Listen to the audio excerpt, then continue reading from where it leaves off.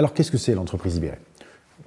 Il faut bien comprendre qu'aujourd'hui, dans la majorité des organisations pyramidales, hiérarchiques, ce qu'on pense, c'est que les gens n'aiment pas travailler.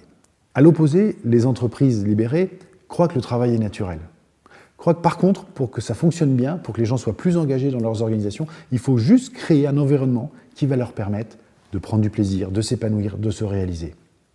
Effectivement, pendant 15 ans, quand j'ai géré mon entreprise de manière conventionnelle, j'ai géré mon entreprise pour les 3%. Vous savez, les 3%. Dans toutes les organisations, il y a à peu près 3% de couillons, des gens qui ne respectent pas les règles du jeu. Et moi, en tentant de les contraindre, je mettais des règles, sur des règles, sur des règles.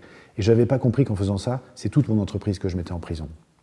De la même manière, puisque c'est moi qui prenais essentiellement les décisions dans l'organisation, en confisquant le pouvoir quelque part, je nous privais de notre plus belle richesse, notre intelligence collective. La clé de voûte de l'entreprise libérée, c'est la vision partagée et les valeurs partagées par l'entreprise. En fait, c'est où on va et comment on y va. Au cœur de l'organisation, c'est la confiance. J'aime le traduire de 5 manières. Le premier, c'est le principe de subsidiarité. Est-ce que je crois que mes équipiers ont en eux les ressources pour faire le job ou pas? Le deuxième, c'est le fait que dans des organisations comme les nôtres, l'information n'est plus jamais un enjeu de pouvoir. Or, c'est toujours le cas dans les entreprises conventionnelles. Le troisième idée, le principe du volontariat.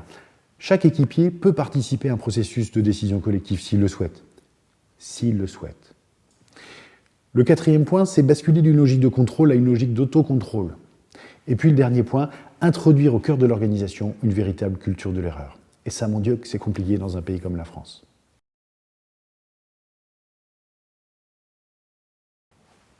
Je suis convaincu d'une chose, c'est que le mouvement ne s'arrêtera plus.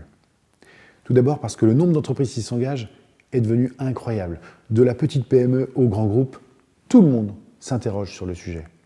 Mieux encore parce que les nouvelles générations vont arriver et n'accepteront plus d'être dans le devoir et les déférences comme nos générations l'étaient. Alors, ne serions-nous pas tout simplement aux prémices d'une véritable transformation sociétale ?